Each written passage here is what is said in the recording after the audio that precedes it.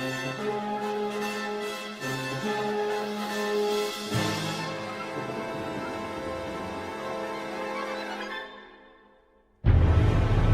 ャンネル登録、高評価、メンバーシップへの加入よろしくお願いいたします。はい、皆様こんばんは、聞こえておりますでしょうか。どうもこんばんは、カラスマ100です。ちょっと今日も特別配信に来ていただきありがとうございます。2日連続で来ていただいた方本当にありがとうございます。ということで本日はゴールデンウィーク特別企画として、イランの生成プロパガンダ動画を見る戦争は AI で美化されたのかということで、イラン関係者やその支持者による政治的主張等を広めるために作られた生成 AI 動画を批判的に視聴分析していきます。当たり前の話ですが、この配信はプロパガンダ動画を宣伝したり AI を称賛したり特定の国や民族や宗教に対する憎悪を煽るためのものではありません。逆に生成 AI によって戦争や暴力や政治的主張がどのように加工されたのか、それが危険性を考えていきたいと思っております。いつも通りなんですが、なのでコメント欄では特にですね、差別的発言ですとか特定や宗教や国籍の攻撃はやめてください。はい、ということで皆様来ていただいてありがとうございます。しょうがさん、音花風花さん、サリーさん、きやみふさん、むよくさん、伊沢さん、アブソリュートさん、なみさん、ゴゴブリンさん、ゴーカラスです。ゴールデンウィークもう終わりですね。いつもと同じようなね、シフトで働いてた方もいらっしゃると思います。お疲れ様でございました。生成 AI による蘇生乱造に対して YouTube 運営がカウントバンにして対応しているとのことで、しっかり対応してほしいですねということでですね。はい。まさか私はバンされないと思うけど一応ですね、YouTube などもこの AI 動画に関してはいろいろ対応しているらしいのですが、全然追いついてないということですね。ですのでですね、政治的な内容も取り扱いますし、カラスマ配信中、緊張や集中で思わず笑ってしまうことがありますが、今回深刻な話題なので軽く扱ったり誰かを笑ったりする意図はございませんのでよろしくお願いします。あといつも通りにチャットルールを守ってください。はい、私は普通に仕事でしたということで、仕事の方お疲れ様でした。介護職に関わってらっしゃる方々には頭上がらないですということでですね、皆様のおかげで本当ね、そういったインフラがまだ機能しているわけですからね。はい。ということでですね、ちょっとシアター形式で見て、いつも通りなんですけれども、ルモンドの記事にですね、今回のサムネイルと、イランのプロパガンダがいかに西側諸国を混乱に誘い込むかという参考記事がありますので、よかったら、いつも通りですね、最高リンク集、Google ドキュメントで作っておりますんで、動画も全部リンクが貼っております。よかったらこちら参照してください。はい。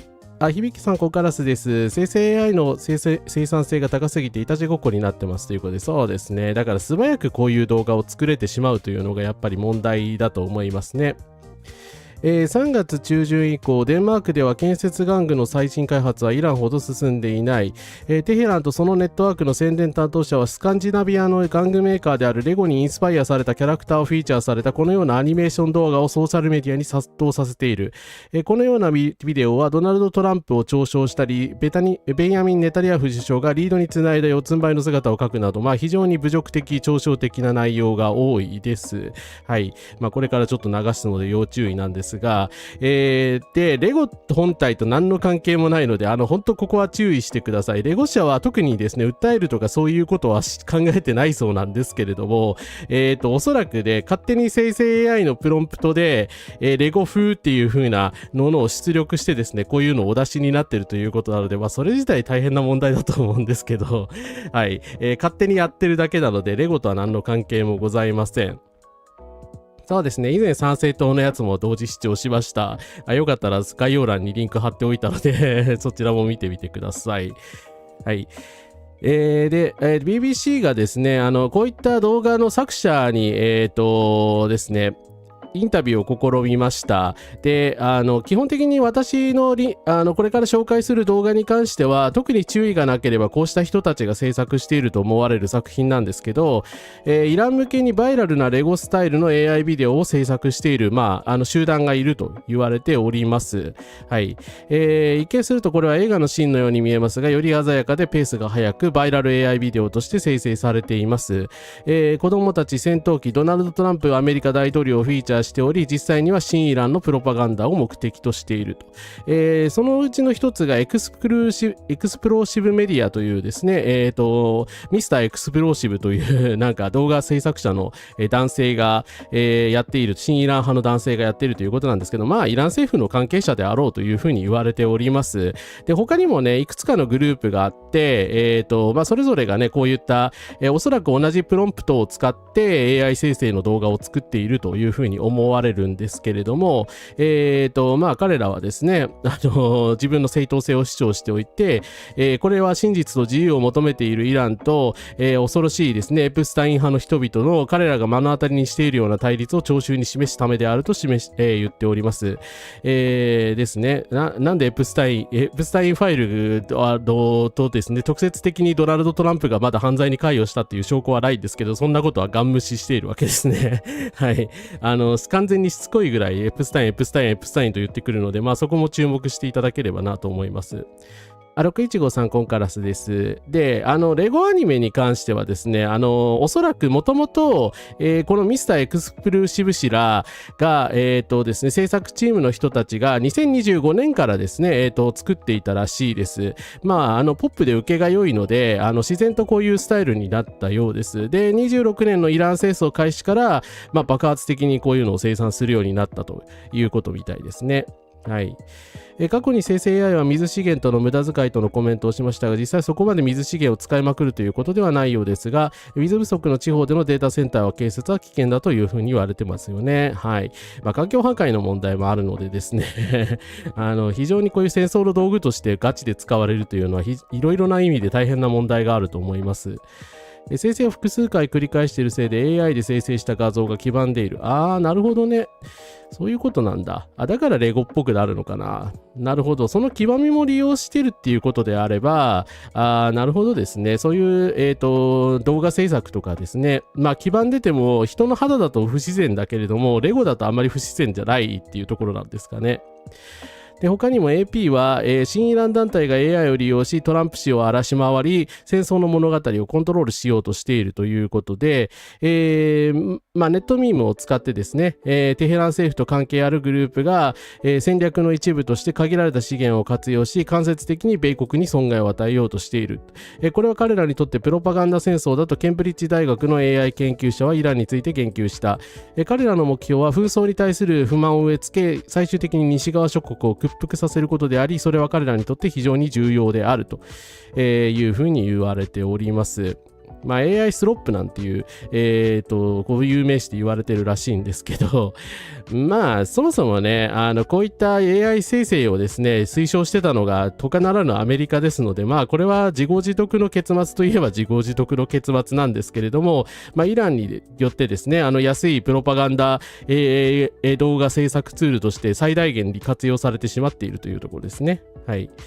GPU が電力バカ売りしますからね、生成 AI 使用税作った方がいい。いや、ほんとね、税金取った方がいい気がします。はい。ということで、ちょっと背景の説明をさせていただきました。ということで、ここからはですね、いよいよ、動画の方を見ていきたいと思いますが、今説明したようにですね、戦争を賛美するような内容のものも一部ございます。ただし、こちらの注意書きにも、私の右下のところに書いてあるんですけれども、生成 AI をですね、称賛したりですとか、特定の国や民族に対するヘイトをですね、煽るためのものではございませんので、皆さんも冷静な目で、見ていただければというふうに思います。はい。ということで、まず本編スタートします。で、最初はですね、すべてはここから始まったということで、ちょっとラジオ消すか。はい。すべてはここから始まったということで、まあ、サムネにもしたんですけれども、ストライクアクロスミドルイーストという題したですね、そのイランのおそらくエクスプローシブさんら、作者によって作られた AI 動画を見ていただきたいと思います。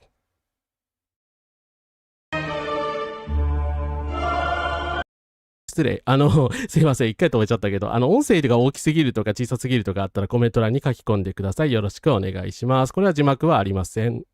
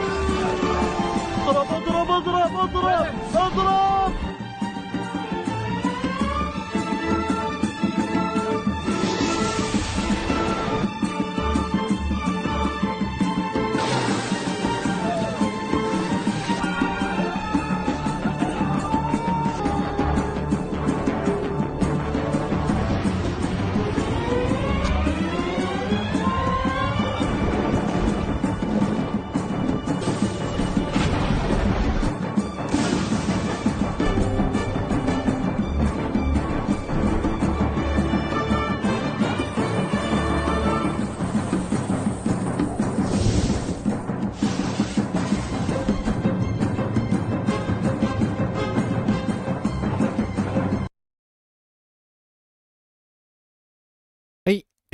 ということで、ストライカークロスミドルイーストでした。まあ、これは APT 通信というですね、中東系のニュースメディアに転載された動画でして、まあ、すでに75万回も再生されてるんですけれども、もともとは、そうですね、イラン系のプロパガンダアカウントから投稿された内容だったようです。はい。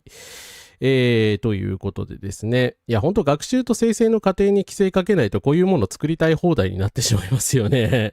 で、クオリティ高いんですよ。だから、ミナブの小学校爆破事件、まああったじゃないですか。で、あった後に直後にこれを作成して、で、即座に投稿しているので、まあそれはね、やっぱり世界中がですね、イラン側についちゃったわけですよね。はい。まあ非常に巧妙だとは思います。ただこれ、なんかイランが報復戦争に出てですね、全てを破壊しているかのような映像が出るんですけど、ネタニヤフはこんな風に逃げてないですし、そもそもイランは、敵基地をこんな派手に破壊したりしていませんので、まあ、これは典型的なプロパガンダのやり方だと思います。はい。そう、レゴ風だとね、なんか可愛らしくてね、あんまり毒々しい感じがしないところがやっぱりミソなんでしょうね。はい。で、そうですね。なんか911をオマージュしてるかのようなシーンありましたよね。なんかミサイルがぶつかってきたりとかで、いや、全編ひどいんだけど、だからですね、完全にもうアメリカに喧嘩売ってますよね。はい。ねそう、辻田正則さんがプロパガンダ楽しくあれみたいなことをおっしゃってたんですね。だからまあそれをやっぱり平然と実践してる感じですよね。はい。サウスパークみたいなまあノリでやっぱりアメリカ人の人たちは消費しちゃってるんだと思います。はい。辻たちといえば、小林義則さんは、そうなのそれはちょっとな。ですね、すべての芸術はプロパガンダであるとはオーエルと毛沢東の指摘ではあったが、まあ、だからね、イランとしては、その弱くて資源がない側だし、我々とまあ同じように素人なので、まあ AI スロップを使ってですね、こうやってまあ動画を生成して、ですね、アメリカの評判を少しでも落とそうという感じだったんでしょうね。だが思わず世界中で大ヒットしてしまったので、次々と続編がまあ作られていくことになります。はい。そうですね、イスラエルとか UAE とか、そのですね、アラブの中でも反イラン寄りの諸国をですね、相手取ってる感じだと思います。まあ、このシーンが象徴的ですけど、まあ、いろんな政府の人たちが困ってるわけですよね。おそらくアジア系の人たちと、あと、アラブ首長国連邦の、これ政争ですよね。ですね、イランでない人たち、イラン人でない人たちが、まあ、特に困っているというような、まあ、オイルがですね、売れなくなって困ってますみたいな、シーンがわざと挿入されているわけですね。はい。道の海賊さん来ていただいてありがとうございます。ということでですね、まあ、歴史修正主義とかですね、こういうプロパガンダを注釈なしに広めるのは大変良くないことだと思います。はい。ということでですね、まあだから結局まあなんかイランでやってることって本当無法なんですけど、無法に対して無法で対抗してるだけなんですよね。あまりにもイスラエルとアメリカのやり方がひどいので、まあいきなりこんなことしてくるわけじゃないですか。まあそれに対抗してる措置だというところは確かにそうだとは思います。まあだからといってね、勝手に AI ってそもそも著作権侵害だし、こんなことして許されるわけないんだけど、まあこういったものがバイラルしてしまってるというところですね。はい。ということで、この動画のまあ直接の続編と言われる次は、ストレート・オブ・ホルムズという動画を見ていただきたいと思います。こちらも音楽が出ますのでご注意ください。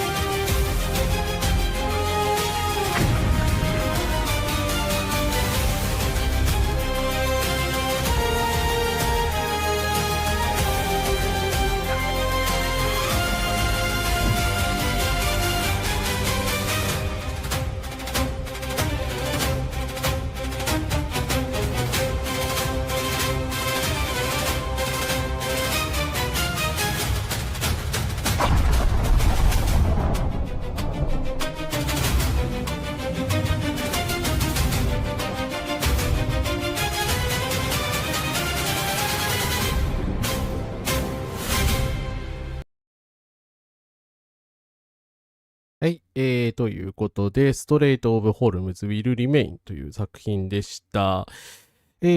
まあ、さっきのやつに比べるとね、ちょっと分かりにくい内容だったと思うので、少し話しながら解説しますが、まずなんかレゴは多分ね、対イランなので諦めてんじゃないですかね。訴える様子が今のところないと思います。はい。まあ日本の平和主義って良くも悪くも内向きなんですけど、これは完全にそのイランの人たちがイランの内向け、自分たち向けに戦意高揚プロパガンダとして作ったっぽい内容ですよね。要はホルムズ海峡はね、俺たちがどうにもなるみたいなことをドナルド・トランプがツイートしているのに対して、我々はそんなことないぞということでですね、わざわざそのエプスタイン被害者を模した人形とかつけてるのが非常に悪趣味であれなんですけど、だからトランプをこう小馬鹿にしつつ、我々の軍隊は無敵なのでホルムズ海峡を閉鎖できる能力があるんだというところを示す内容になってると思いますね。はい。まあだからどっちかというとイランの人たち向けですよね。はい。私たちが見てもようわからないというところではあるんですが、肥満を怠惰の象徴のように書いているのはすごく嫌ですね。プロパガンダは差別を利用するというのはよくわかる。確かにそうですね。このアメリカ兵の人たちをわざとなんか肥満体に書いたりしているんですけれども、まあそれは体型によってる差別だと思いますよね。はい。なんか、まあ、なんか殺してないのがね、よくわかんない子供向けなのかっていう感じですけれども、棺桶浮かんでるのでですね、普通に殺傷もしてるっていうようなところは示唆されてるとは思います。NF104 さんコンカラスです。来ていただいてありがとうございます。戦意高揚プロパガンダですね。だからですね、エプスタインに関してはですね、ずっと、エプスタイン事件のことをずっと擦り続けているので、イラン側はですね、トランプのこういう描写にはですね、常にエプスタインのことが引用されたりしていますね。はい。そうですね。白頭鷲がアメリカを象徴していると思います。ここのシーンですよね。だから最初はそのオイルっていう書かれた缶のとこに止まったけれども、まあ結局逃げ出したっていうような感じですかね。はい。だからアメリカが結局イランの旗の下で逃げ出してしまうっていうようなことを象徴しているのかなと思いますよね。毛を太った人間になぞられて書く手法は独ソ戦のプロパガンダにもそうですね。豚に例えるやつもあったんですけど、あまりにもそれひどいのでですね、今回は紹介しません。はい。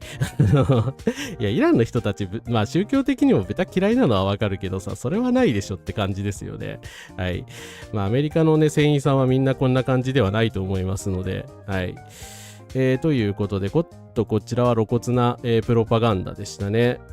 ただですね、今回1、2作と、音声が特になかったんですけれども、そうですね、ギガ化して書いてるとこちょっと胸くそ悪かったですね。はい。カートゥーンの一種としてレゴアニメがありますからね、スターウォーズとか、子供も見ることも考えてはいるんですかね。ということでですね、豚さんをバカにしてはいけません。体脂肪率では人間の方が上ですし、まあそれはどうでもいいのですが、ですね、まあ、今まではですね、直接的に、ですね、直接的にというか、こうやって描写とかはいろいろやりつつも、まああくまでもですね、無音声で、まあ映画っぽいような内容のムービーだったと思うんですけど、ここからですね、直接音楽が入ってきます。はい。ということで、次はですね、ルーザーというの、作品をちょっと見ていただきたいと思います。字幕がちょっと縦長なので上に表示されますので、知りたい方はご注意ください。では流します。Yeah. You crossed the ocean just to find your granted. Sacrificed your own boys for a lie. Listen. Yeah. Yeah. Make America great again. Yo, Tails, this shit crazy. Yeah. Make America great again now. You will see what happens, yeah. Watch this. Sacred defense, we protecting the soil. While you sacrifice soldiers to pay for your spoil. You once who ran the globe, sitting on your throne. Now we turning every base into a bed of stone. It's a slaughterhouse, a trap you couldn't see. Welcome to the graveyard of your vanity. The secrets are leaking. The pressure is rising. We locked on the target. And now you are hiding. LOSCR. Yeah, we spelling at your name. Send them to the slaughter, you the only one to blame. Bleeding for a pucker while you shaking in your sweet. LOSCR. Taste the ash of defeat. LOSCR. Yeah, we spelling at your name. Send them to the slaughter, you the only one to blame. Bleeding for a pucker while you shaking in your sweet. LOSCR. Taste the ash of defeat. Swag's fighting in your suit, hiding Epstein's ghost. You sent your boys to die on the bloody coast. Not a revenge for the leader's blood is purely mine. Every drop of his blood is a missile on the line. You thought you took him out, thought the fire was dead, but another common day is standing ahead. Yeah, you strike one down, we just shatter your brain. We put another in the leg, common day again. The secrets are leaking, the pressure is rising. We locked on the target, and now you are high, yeah. LOSCR. Yeah, we spelling out your name. Sell them to the slaughter, you the only one to blame. Bleeding for a puppet while you shaking in your sweet. LOSCR. Taste the ash. LOSCR. Yeah, we spelling out your name. Sell them to the slaughter, you the only one to blame. Bleeding for a puppet while you shaking in your sweet. LOSCR. Taste the ash of defeat. Sacred defense of the homeland. Sacred defense of the homeland. Sacred defense of the homeland. The slaughterhouse is open. Common name cat. LOSCR.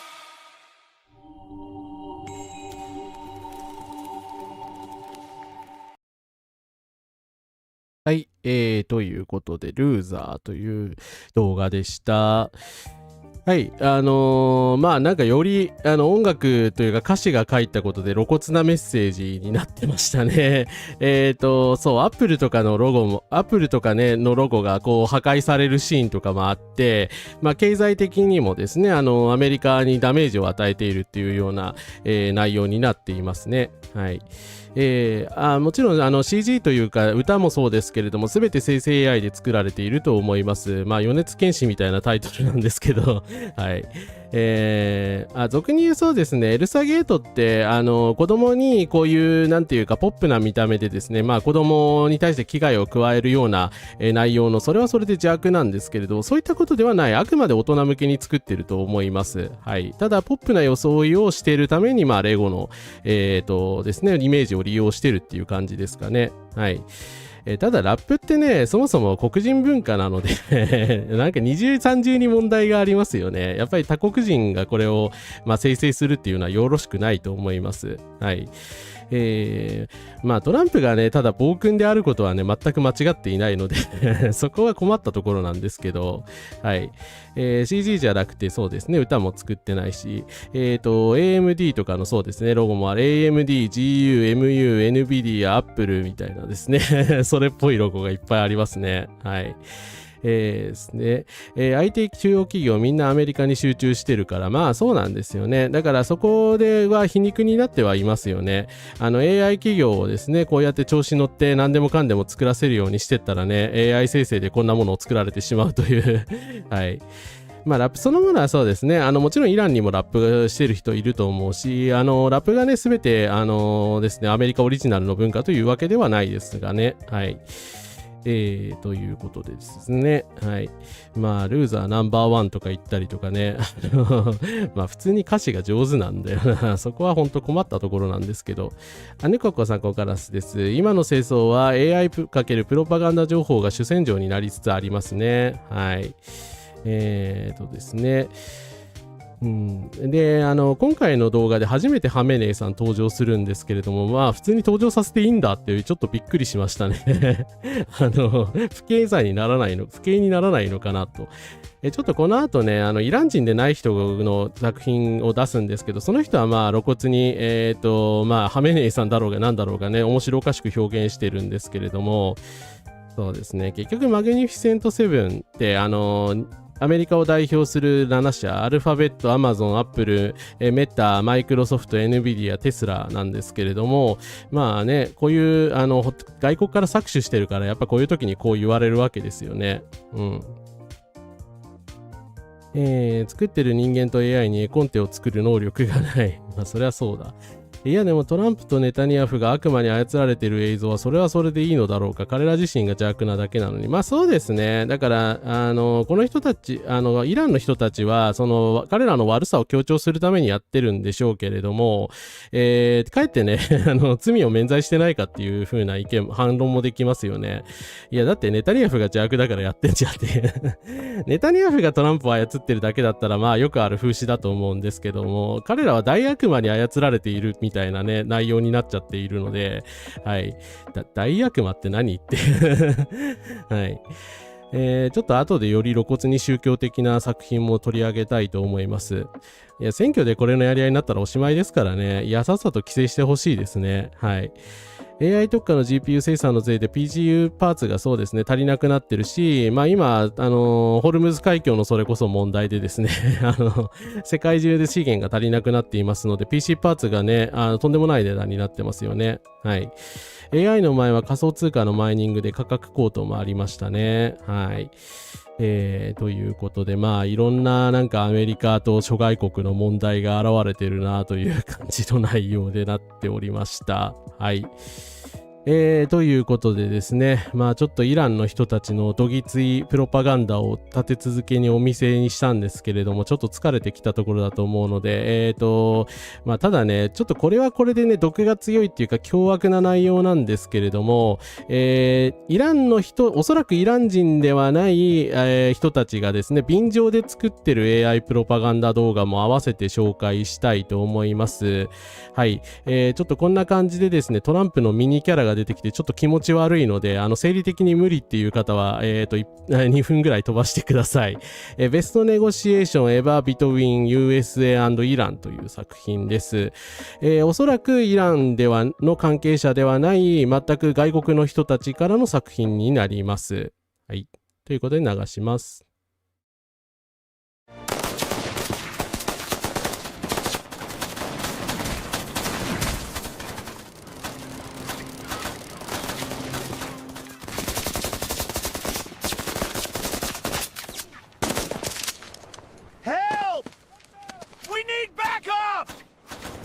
You can do it, baby!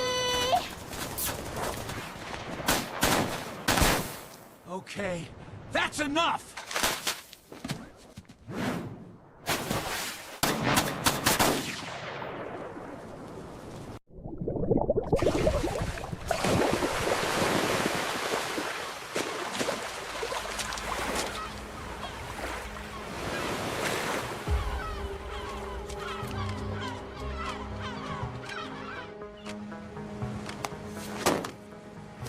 You got 10 seconds. Believe me, you don't want this. 5 seconds. Very serious situation. 3. I'm ready. One last chance! You know what? Forget it. Let's do this the smart way. We talk. Okay. Let's make a deal. That's a good point. I'll take it. Best negotiation I had today.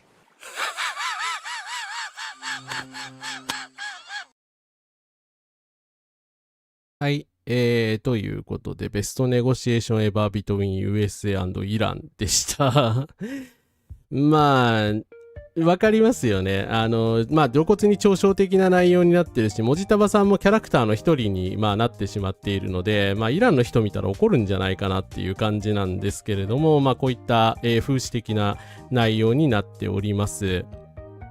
はい、枝豆家庭連合3号カラスです。AI より実物の方がきついということで、はい、高市さん登場してましたね。でもあんま似てないんですよね。まあ多分外国の人から見るとやっぱりうちの首相どうでもいいんだろうなっていう感じがしてるんですけど、顔は全然似てません。行動はまあそれっぽいけど、まあちなみに隣にいるのは多分ドイツのメルツですね。はい。まあアニメ調の映像だったら不自然感じないんですけど、これ頭身だけ低いのミニキャラクターなのでですね、不自然さがすごいですよね。はい。そう、高市なんですけど全然似てないですよ。ちゃんとジャパンのね、フラッグ掲げているのでですね、間違いなく高市さんだと思うんですけど。いや、やっぱ海外からこう見られてるんだなーという嫌な気持ちになるシーンでしたね。はい。うん。まあそうですね、ハルシネーションが起きてるんでしょうね。その帽子かぶってるとアパホテルの社長を思い出すからしんどい。日の丸つけてないと誰だかよくわからない。まあ髪型がちょっと違うのかな。はい。ちなみにこれの作者なんですけど、小田翔さんというですね、正体不明の作者でして、AI 動画をいろんなところに投稿してる人らしいです。調べたんですが、プロフィールなどはよくわかりませんでした。で、YouTube じゃなくてね、Instagram がなんか主戦場らしくて、こういうね、キム・ジョンウンさんっぽい、動画を作ったりとか、これが60万回いいねされたりとか、54万回、あとマドゥロ元大統領を使った動画がこれ今回見せませんけど340万回ぐらい再生されています。はい。いやでもなんかこういう動画が世界に広まるの怖いですね。ちょっとはい。多分この人は別にイランの熱心な支持者っていうよりかは、イラン寄りの立場で面白おかしく欧米を風刺している人だと思うんですけれども、はい、結構な影響力がある人だと思います。アジア人の顔わかんないっていうことなんですかね。いや、ほんとね、もうちょっとこだわってくれないかなと思うんですけど、でも、キム・ジョンウンさん結構似てるんだよな。はい。そう、インスタに食い込んでるの怖いですよね。他の首脳と並んでるのに高市だけがトラップに声援を送ってるかとか、現実をよく反映してるな。そこはほんと描写が優れてるんだよな。トランプに至っては顔もそうですが声もよく似てるので悪用されると怖いですね。トランプは本物そっくりの AI 動画とかたくさんあるのでね、まだレゴ動画の方がまだね、明らかに偽物だとわかる分あれなのではないかという感じなんですけれども、このミニキャラとかも非常に似てるわけですよね。でもこんなの作るために資源が浪費されてるわけですからね。そこは本当ね、ちゃんと批判していかないといけないと思います。はい。ということで、ちょっと同じ作者なんですけれども、最近のですね、情勢がどうなってるかっていうことで、If Can Open It, Nobody Can't という、新作が発表されていたので、ちょっとこっちも見ていただきたいと思います。History is about to be made. Sir.Maybe we stop the war. Everyone is tired. I'll stop when he opens the strait. Very simple deal. Okay, 1 second. He says, open the strait, then he stops the war. The strait was never closed. It is open under our regulations. Tell him to stop the war first. Great news. The strait is open. Wonderful. Now I want the uranium. And then you stop the war? Then I think about it. He wants the enriched uranium. No. Between us, we also have nuclear. After this is done, maybe I share some with you. Just a little. He says Lebanon must be included. No! Absolutely not!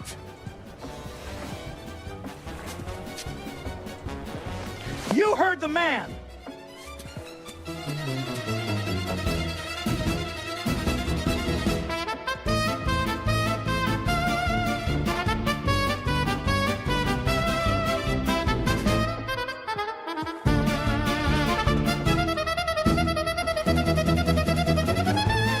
You want the nukes? Keep them. You want the strait? Block it. I'm done.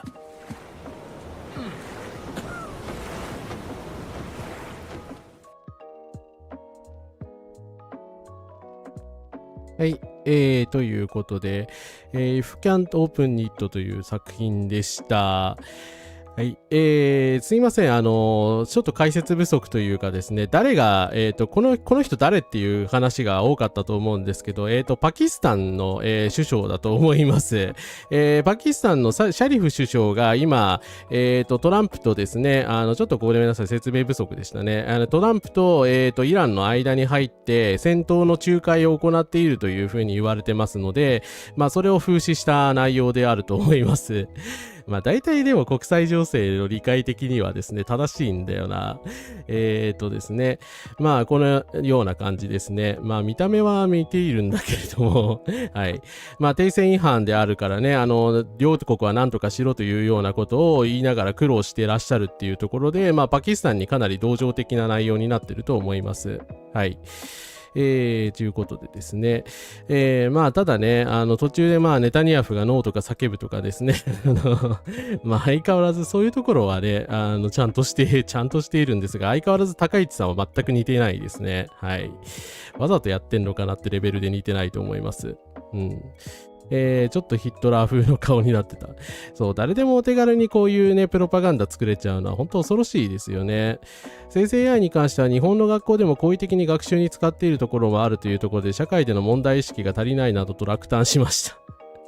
いやーねー。っていうか全然だって日本の企業とか学校で AI をその著作権問題とかこういう人権侵害とかを話題にしてるとこなくないですか？もう普通に便利だから使いましょうみたいなモードになっちゃってますよね。いや便利だから使いましょうってさ、だからその気になればこういうもの作れちゃうんだけど、それはいいんでしょうか？はい。高市さんと小野田さんのイメージが混じってんのかな？どういう風に学習させたらこの顔になるんでしょうね。よくわからないけど。まあ、あまり調整する気ないだろって感じですね。はい。まあ、やる気が感じられないと思います。だから、メルツとかね、フランスのマクロン大統領とかも全然似てないんですよ。でもなんかネタニヤフとね、ネタニヤフだけはめっちゃ似てるっていう。あと、プーチンはすごく似てますね。はい。ですね。若い頃の高市の学習したのかな。まあ確かにそこかもしれない。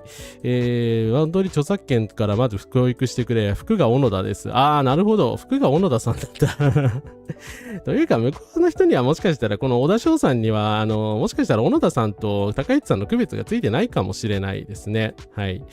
まあ多分普段日本とかフランスをあまり風刺ネタにしていないっていうのはとりあえずあるとは思いますけどね。はい。マイクロソフトの各種アプリ、新しいものは漏れなくコピロットがついてくるので、弊社でも使う方向になってしまいました。なるほど。いや、絶対ジェミニからコピロット使えって言われますよね、なんか。AI の学習段階は日本でも規制した方がいいと思うんですけどね。まあ特にイラストの学習は規制した方がいいと思います。はい。まあ、高市さんね、この動画でもあんまり存在感ないですし、この動画以外ではそもそも出てこないので、まあ、あんまりやっぱりね、中東関係の人は日本に関心ないんだろうなと思います。あと1回だけ出てくるか。はい。すみません。1回だけ出てきます。あと、どこで出てくるか予想しといてください。戦争を噴死してるのと助長してるのと、ほんと紙一重ですよね。ここまで来ると。はい。自衛隊の生成 AI アイコンについても報道では批判が殺到したため取り下げたとのことですと、アイコンに対する好意的な該当インタビュー、この2つですからね。好意的な該当インタビュー放送したんですか？象のやつでしょ？あんなの撤回して当たり前じゃないですか。ダサいし気持ち悪いし。はい。ということで、こっちのね、イランのプロパガンダよりもセンスがないものを自衛隊がお出しになるのはやめてくださいと思います。はい。ということでですね、ちょっとですね、レゴ AI 以外のものに触れましたので、レゴ AI に戻りたいと思います。イランはですね、レゴの AI 作品をどんどん進化させています。なので、その中でも、ちょっと出来のいいものと言われる 10days of peace というのを見ていただきたいと思います。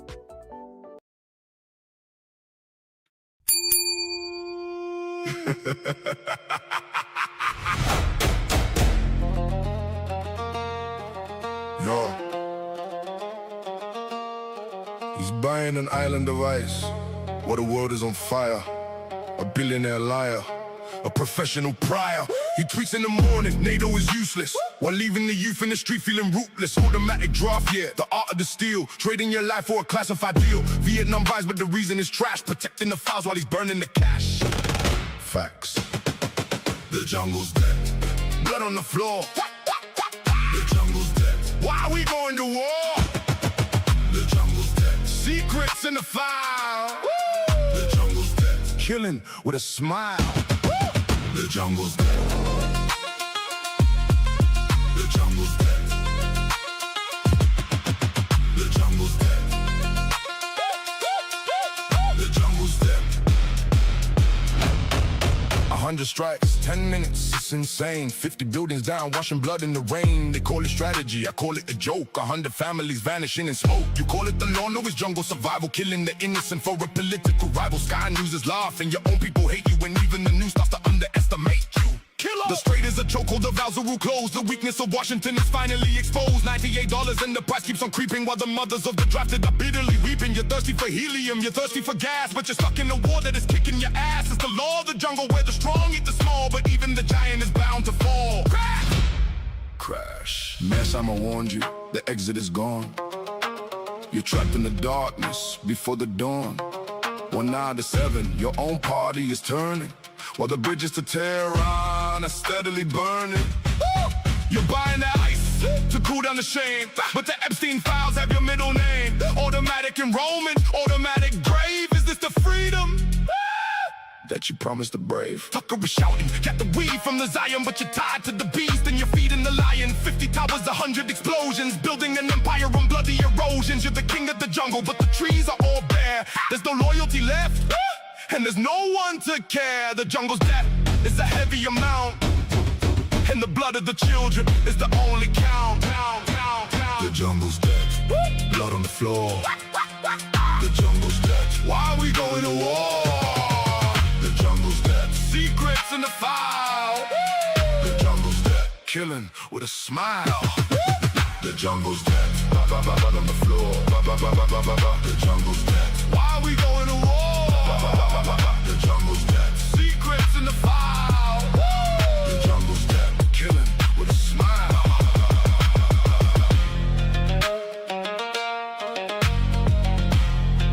$98, 50 buildings, 100 strikes, and 0 ways out. But sir, what about Greenland? Forget it. The ice is melting anyway.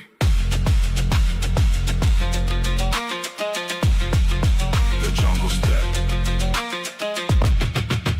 Pay it in full.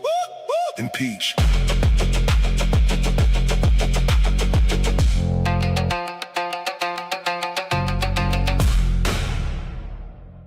Impeach. はい、ということで、10 Days of Peace という動画でした。ということでですね、声と現実の人間の写真については規制される方法で、議論が進んでいるそうです。ああ、よかったですね、本当に。なんか、いや、でも、普通のイラストっていうか、著作権のあるアニメとかね、漫画のイラストも規制すべきだと思うんですけどね。はい。テレビ局のゆるキャラをドクロにしようと思うのか聞いてほしい。学習に使用しているものの開示、データセットの開示が、そうですね、生成 AI については本当は必ず行うべきことですよね。だからこれ絶対レゴのデータ入ってるんだから著作権違反ですよね。はい。池田さん、コンカラスです。生成 AI かどうかの区別が将来はつかなくなると思います。その区別がつかなくなるまでは生成 AI への批判は非常に少なくなるのではないでしょうか。そうなんでしょうかね。でもその前に批判しておかないとどれが生成 AI だか本当わからなくなりますよね。これをちゃんと超リアルな画像でやられたら。はい。まあ、石油がないとレゴも作れないのでね。はい。ジャングルは死んだっていうね、フレーズに関しては、ジャングルを戦争に例えてる歌詞だからだとは、おそらく思います。ちょっと意味がよくわからないんだけど、ジャングルでこのようなですね、弱肉強食の掟が支配するところで、戦争を行っているんだけども、まあ、トランプはそれに失敗していると。で、注目してほしいのは、なんで我々はこの戦争をやってるんだとか、アメリカの兵隊さんの被害ですとかね、なんでこのような無意味な戦争を続けるのかみたいな、アメリカ人向けの結構メッセージが入るようになってきてるんですよね。まあこれが断金の作品だとどんどん露骨になってきています。一ノ瀬さん、コンカラスです。デッキは良いのかもしれないが、これが良いと思える感覚がわからないし、嫌悪感がすごいっていう。いや、でも結局戦争に賛成してますからね、間接的にでもですね、良いものではないですよ。はい。ということでですね。はい。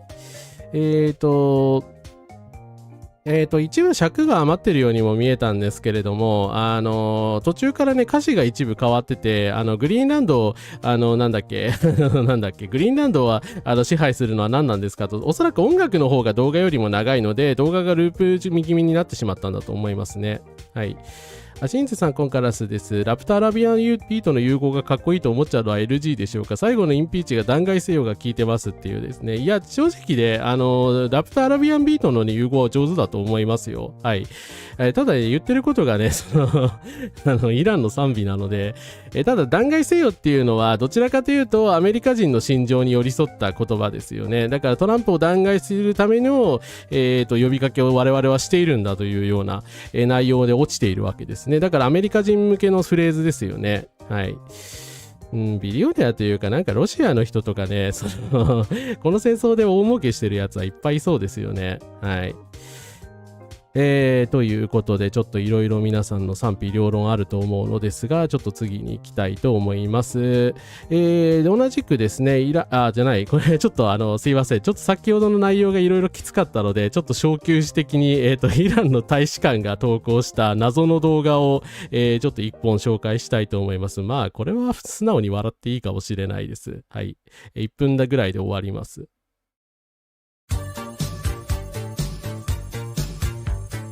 I will never give you up. The Strait of Hormuz must be shut. Blockade, blockade. In my head, just blockade. Please let the ships go through. Come on, at least a few. If you block me, then I block you. Blockade, blockade.I thought this was easy peasy. Blockade. Now Mecca and Melania leave me. Blockade. Surrender is beneath me. Blockade, blockade. I think soon I get impeached.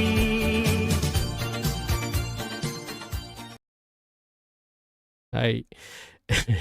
なんか何とも言えない内容だったんですけど、南アフリカのイラン大使館がですね、投稿した動画らしいです。誰が何を思ってトランプをこの80年代風にしようと思ったんですかね。ちょっと意味がわからないですけど。はい。という話でした。ですね。まあそうですね。自由ラジオ放送みたいなポジションなんでしょうね。でも生成 AI で作られてるってことは、この80年代風ポップスもそうですけど、ラップもアラビアンビートもですね、おそらく生成 AI に学習させてしまっていると思います。はい。それは間違いないですね。はい。すごく昭和。アナログホラーみたいになってる。トランプがイランの体制転覆を煽ったらですね、まあ世界中のイラン大使館とか、まあイラン人の人たちから、イランの体制寄りの人たちから仕返しされてるという状況ですよね。はい。まあ髪型も80年代ですよね。中の人のセンスが古いのから、何なんでしょうね。80年代風みたいな感じでわざと出力させたんでしょうかね。はい。大使館がそんな投稿をするっていうですね。まあイランの大使館は基本的にまあイランの代弁者なので、まあ、日本の大使館はね、かなりまあ日本寄りのことを言ってくれてますけれどもね。これはまあ確かに公務員の仕事ではないですね。高市政権はあんまり人のこと言えないけれども。そうですね。昔の MTV 風みたいなのをね、おそらく出力したかったんでしょうね。はい。なんかずれてるけどね。なるほど。原色バリバリの衣装は80年代風ですよね。確かに。はい。ということで、ちょっと小休止を挟んだんですが、これがちょっとイランが本気出して作ってきたですね、最近のなんか対策になります。これはただ非常に宗教的な内容なので、おそらく、まあ、イスラム教とかに詳しくない方はよくわかんないかもしれませんが、まあ、ですね、非常にわかりやすい事例ではあると思うので、ちょっと流したいと思います。ライズアップという動画です。The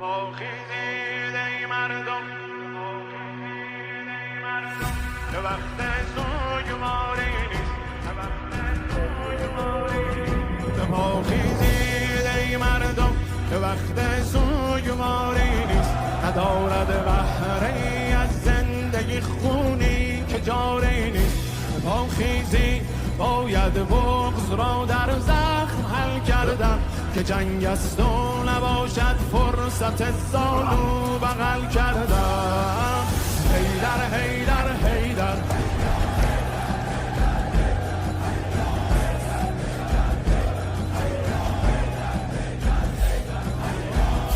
خانه قرآن رو پیدا کن، خدا را در به زلگاهش ببین نصر من الله هست و در انتنصر اللهش. بگو با آن که در این بره حیران و هراسان است، که پیروزی ایمان وعده قطعی قرآن است. حیدر حیدر حیدر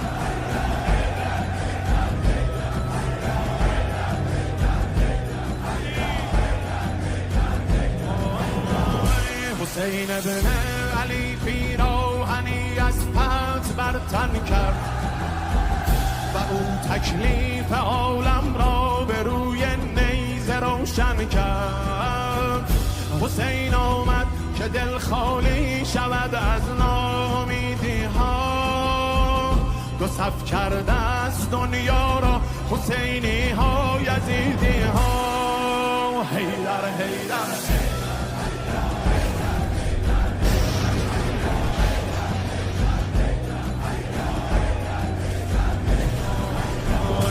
نام نامی حیدر نبرد آغاز می گردد. علی با ذوالفقار خود به خیبر باز می گردد. بگو فرعون را موسی به سوی نیل می آید. علی با ذوالفقار خود به اسرائیل می آید. حیدر حیدر حیدر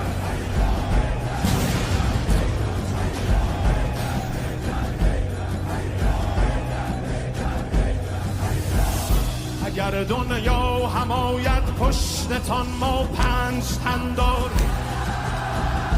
اگر دنیا هم آید پشتتان ما 5 تن داریم. شما سنگر شکن داری، ما خیبر شکن داریم. حیدر حیدر حیدر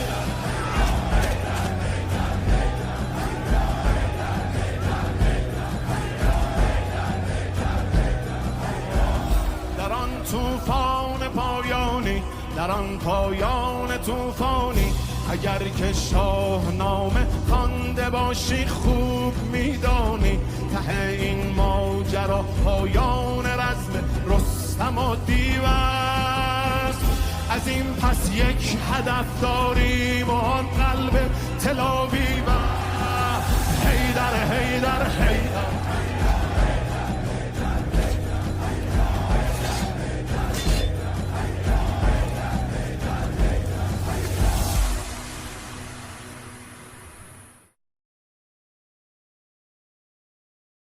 はい、ということで、ライズアップという動画でした。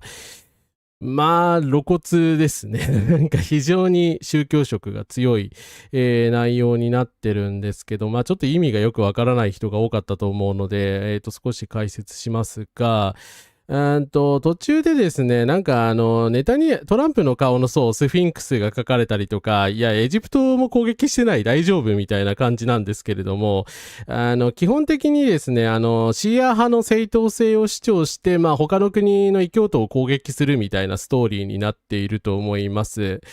でも911を彷彿させる表現は本当やめるべきですね。はい。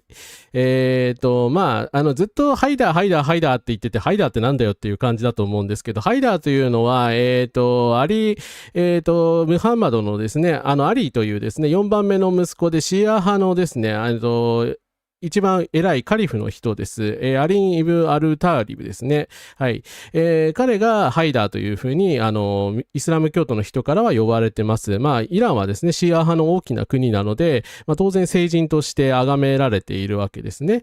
で、ハイダーが、ですね、こうした、アリーの剣というですね、さっき、なんか、よくわからない光る剣をプレゼントされているシーンがあったと思うんですけれども、剣を持っていたというふうに言われてまして、まあ、それは聖なる戦いにまあ使うものであるっていうふうな説明がなされています。はい。で、最後になんか5人のでかい指みたいなのが出てきて、5人の人たちが私たちの後ろにいるっていうような、まあ、よくわかんない表現が出てきたり、なんかビームが発射されたりとかあったと思うんですけど、あれは R.R. ワイトというですね、アリーの家族の5人のことを、証言しているものだと思われます。ですね、フセインと、アラ・マウドディと、サイード、シャリーフ、そしてアリーかな。はい。なので、ムハンマドの、まあ、家族である5人の人がですね、こういった聖なる戦いで、ヤジーディっていう、異教徒なんですけれども、異教徒の人たちになぞらえられた人たちをやっつけるのであるという、ストーリーなんですけど、まあ、これは露骨にね、宗教戦争にしてしまってるので、まあ、非常によろしくないと思いますし、イランって別にイスラム教徒の人たちだけが住んでる国じゃないはずなので、大丈夫なのかなっていう感じはしますよね。イラン人でも多分他の宗派の人たちとか納得しない内容じゃないかなという気がするんですけれども、まあ、イスラム教シーア派の聖戦であるっていうようなストーリーにしちゃってるわけですよね。はい。タイムさん、コンカラスです。それで遅れました。ありがとうございます。来ていただいてありがとうございます。まあ、なのでですね、またサタンが登場するわけですけど、まあ、これさっき、イスラエルのネタニヤフの後ろにいたやつですよね。だから、いや、だからあなた方が宗教戦争ですって言っちゃダメでしょっていう、まあ、感じなんですけどね。はい。そうですね。宗教排外主義ですよね。はい。まあ、だからイスラム教徒の人たちはいつもなんだろうね、イスラム教を理由になんちゃらやってる、こっちゃらやってるみたいなことを言われて抽象されてきたので、そこはね、配慮した方がいいと思いますけれども、だからといってやっぱこういう表現はよろしくないかなと思います。はい。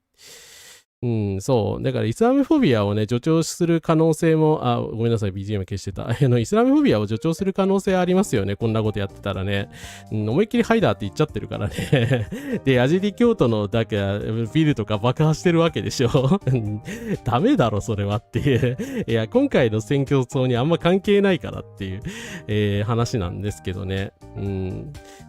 すいません。プロパガンダの連続摂取が健康に良くない方もいらっしゃると思うので、ですね、よかったらアーカイブで、よかったら、チェックする方はチェックしてみてください。もうちょっと続きます。はい。まあ、ただですね、なんだろう、イスラム教徒というか、イラン側が宗教を利用して戦争ですね、今回プロパガンダしてるのは、まあこれに限った話ではなくて、まあどちらかというと、トランプがですね、ジーザスでも何でもないというキリスト教徒としてどうなんだみたいな内容の方が多いです。はい。その一つの例として、You are not Jesus というちょっと典型的な作品があったので、こちらを見ていただきたいと思います。Yo, yo, yo, yo. Yo. Yo. Yo. Yo. Yo. Yo, you posted yourself as Jesus, crown on your head. Healing the sick now, you dropping bombs instead. Red robe, MAGA hat, playing savior on the net. But the world saw the truth, you ain't fooling nobody yet. Walking on water, you sank in the oil. Talking peace while your missiles make children boil. Fake halo, fake glow, fake doctor, fake king. Epstein files leaking, hear the people sing. You deleted the post, scared of what they said. Now wrong, coming back with Lego in your head. You're not Jesus, you're not Jesus. Habibi, put the cross back, you're not him, believe us. Fake Jesus, fake Jesus. Antichrist in the suit, we see through your thesis. You're not Jesus, you're not Jesus. Bombing while you posing like you healing the pieces. Fake Jesus, yeah, fake Jesus. Iran just dropped the truth, now the whole world sees it. You said I alone can fix it like a messiah on stage. But every time you speak, more lies fill the page. Red Cross, doctor, more like red alert disaster. Turning hospitals to rubble, calling it chapter. We building with Lego. Brick by brick we expose. You building with lies and and everybody knows from the Pope to the people, they all calling your bluff. You're not the light, you're the darkness enough. Habibi, look in the mirror. That ain't holy water, that's just your ego getting clearer. Secrets leaking, pressure rising. Your fake savior era, I ran it. Yo, you posted yourself as Jesus, crown on your head. Healing the sick, nah, you dropping bombs instead. Red robe, MAGA hat, playing savior on the net. But the world saw the truth, you ain't fooling nobody yet. Walking on water, you sank in the oil. Talking peace while your missiles make children boil. Fake halo, fake glow, fake Dr. Fake King. Epstein files leaking, hear the people sing. You deleted the post, get what they said. Now I ran coming back with Lego in your head. You're not Jesus, you're not Jesus. Habibi, put the cross back, you're not him, believe us. Fake Jesus, fake Jesus. Antichrist in a suit, we see through your thesis. You're not Jesus, you're not Jesus. Bombing while you posing like you healing the pieces. Fake Jesus, yeah, fake Jesus. I ran, just drop the truth, now the whole world sees it. You said I alone can fix it like a messiah on stage. But every time you speak, more lies fill the page. Red Cross, doctor, more like red alert disaster. Turning hospitals to rubble, calling it chapter. We building with Lego, brick by brick we expose. You building with lies and everybody knows. From the Pope to the people, they all calling your bluff. You're not the light, you're the darkness enough. Habibi, look in the mirror. That ain't holy water, that's just your ego getting clearer. Secrets leaking, pressure rising. Your fake savior era, I ran is revising. You're not Jesus, you're not Jesus. Habibi, put the cross back, you're not him, believe us. Fake Jesus, fake Jesus. Antichrist in a suit, we see through your thesis. You're not Jesus, you're not Jesus. Bombing while you posing like you healing the pieces. Fake Jesus, yeah, fake Jesus. Another Lego banger, I ran, never misses. Yeah, you're not Jesus. Perceivable style, explosive media, another one drop. You're not Jesus. はい、ということで You are not Jesus でした。まあこっちは比較的わかりやすいですね。まあキリスト教のね神であると自称するトランプさんに対してキリストが出てきておめえは神じゃねえよっていうひたすらディスるという内容になってます。まあイランの人たちからしたら多宗教だから別の宗教なんでこういうのは心理的にも作りやすいと思いますね。まあ最後に確かにプロレスするのはちょっと面白かったけどでも歌詞にレゴって入ってんの良くないですよね。これ絶対言い逃れできないでしょ。だからレゴ社はこれ訴えたら普通に勝てると思いますよ。はい。まあ似てるだけでね、レゴじゃありませんって言い張るかもしれないですけど、お前自分でレゴって今言ったよなっていうその辺ほんと詰めが甘いなって思いますね。はい。まあだからね、勝ったとしてもね、後にレゴからすごい損害賠償を受けたりとか、こういう AI でですね、好き勝手プロパガンダをしてですね、キリスト教の人たちもね、小馬鹿にするようなことをやっているわけですからね、やっぱり後でイラン当局がひどい目に遭う可能性はありますよね。国際的な非難を浴びたりですね。はい。そう、自らをジーザスになぞらえたトランプの集会はガラガラだったとニュースで流れてきました。そりゃそうだよな。でもフェイクジーザスって呼ばれてるのは確かにこっちでも呼ばれてますからね。はい。そこはね、そこは完全にトランプが悪いですね。今は分かりやすいプロパガンダを見てるから雑やなと思えるけど、実際はもっと繊細な意見の一つみたいなやつがたくさん出てくるし、あるんじゃないかなというですね。まあそうですね。だからなんかね、こういうのが定常化することによってね、失われるものがいろいろありそうですよね。はい。フェイクジーザスと呼ばれること自体は仕方がないんだけど。はい。ということで皆さん結構ね、プロパガンダでイラッとしたりとか複雑な気持ちになったりとかね、ちょっと気分的にも良くなかったかもしれないので、プロパガンダなんですけど、ちょっと、エンタメ性の高いものをちょっと見ていただきたいと思います。これはね、正直、面白いですね。はい。生成 AI はそう、プロンプトというね、著作権侵害の証拠確実に残るのでね、そうですね、言い逃れできないと思いますね、そういう意味でも。はい。ただ次のやつは、プロの人が作った作品で、プロフェッショナル集団がわざわざイランのために、プロパガンダを作るのって、さて、どこの誰が作ったんでしょうということで、中国のですね、琉金谷物語というのを見ていただきたいと思います。下の方に字幕あって、ちょっと見づらいんですけれども、内容が崩れてるんで見づらいんですけど、まあ大体の内容はわかるかと思います。はい、流します。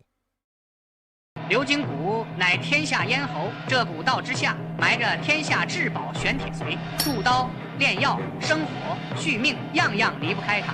而白鹰盟立了一条铁规，买髓只收白鹰金票，控住了髓，便控住了钱，控住了钱，便控住了天下。波斯寨在圣火窟深处炼制邪火，还有胆拒不拆除地下核心炉，着实可恶。报告盟主，属下已截获波斯寨最高密令，现下正是拔掉这颗眼中钉的最好时机。好，我白鹰盟坐镇武林，今天就要替天下清理门户。听着，没人比我更懂斩首战术。我要这地界从此为我白鹰盟号令侍从。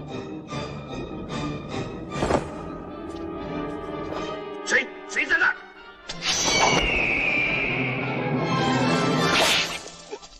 白鹰盟，你们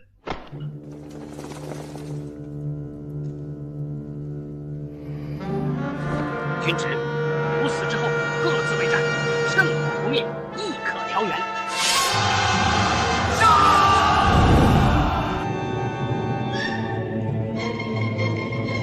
不应该老寨主已死，波斯寨群龙无首，早就该乱作一团。他们现在不过是回光返照、虚张声势罢了，他们的破烂家底儿绝对坚持不了3天。白头鹰，接下来我可就不客气了。报，波斯猫疯了，放了一堆破木板做的木筏。破铜烂铁，何足道哉？看我们的防空金针，全给他们打下来，一只苍蝇都不准飞进来。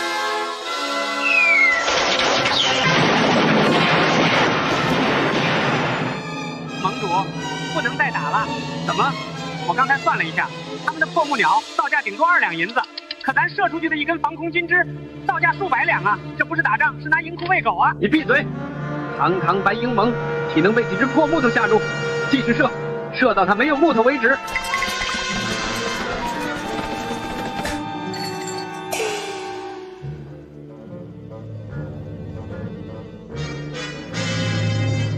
盟主，对面山头出现大量工事和人影，像是准备要强攻。哼，想摸黑偷营，天堂有路你不走，地狱无门你闯进来。传令，夜空惊雷准备，对准那些碉堡，给本座炸平了。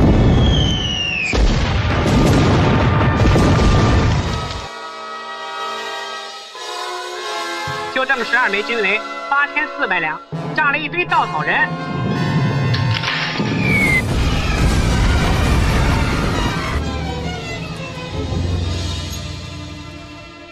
鹰，你自诩名门正派，竟对无辜稚童下此毒手，此血海深仇，我波斯猫全族不死不休。为了报仇雪恨，波斯猫族封堵了西域玄铁髓的唯一交易通道，断了白鹰盟的买卖。波斯猫，你疯了！道锋两断，你们这是与天下所有生灵为敌。商会的各位，助我剿匪，除此大患。白头鹰，你一刀再快又如何？收了一线天，我就能断你活路。谁敢帮他，我连着一起打。凭什么？神仙打架，凡鸟遭殃啊！先交钱的是我，先入股的是我，为什么先断供的还是我？饿了半个月，商会那群软骨头也该熬不住了吧？骆驼他们是不是已经在门外跪着，捧着金子求本盟主出兵护航了？盟主没来，一个人都没来。当家的，商会那边静得不正常。按理说，商会应该急得跳脚才对。难道全饿死在外面了？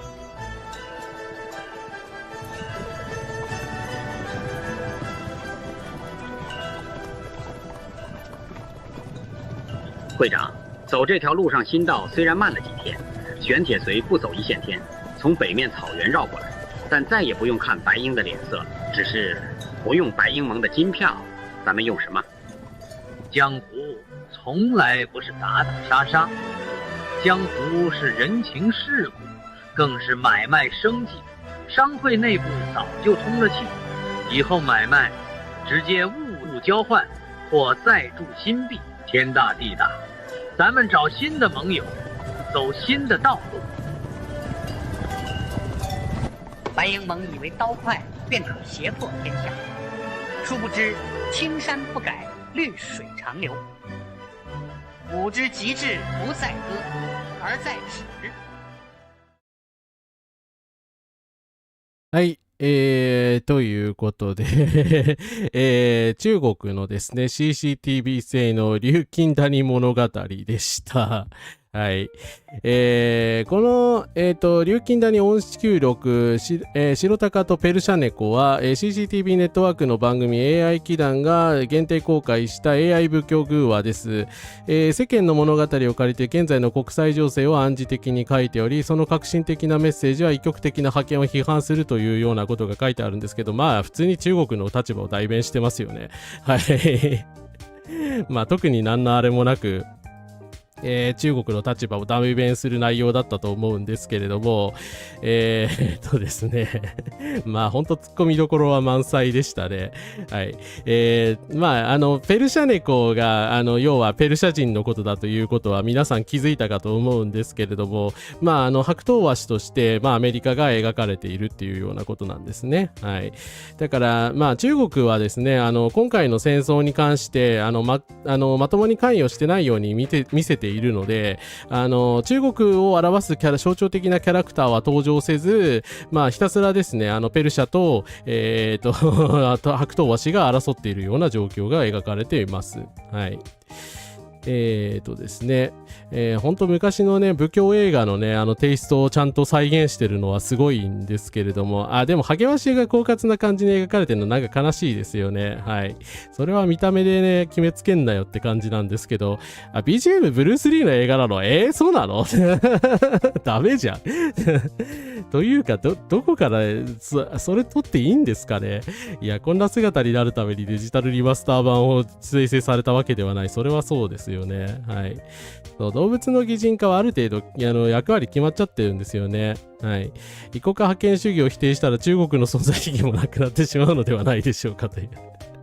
まあ、それを言ったらおしまいですが、アニメーション表現で偏見を利用するのはまあよくあることですね。ちなみに、皆さん気づきました？これ日本ですよね。謎の、このシーンいらないと思う。一番いらなかったと思うんですよ。謎のペリカンみたいなのが登場するじゃないですか。で、まあなんか色も青なんだけど、で、まあセリフがですね、ちょっと日本語訳が崩れているのでよくわかんなかった人もいるかもしれないんですけれども、要は自分がその白頭鷲から買ったチケットを先に支払っているのに、なんで私が植えなきゃいけないんだみたいな文句を言っているんですよね。まあこれ多分日本を揶揄してると思います。はい。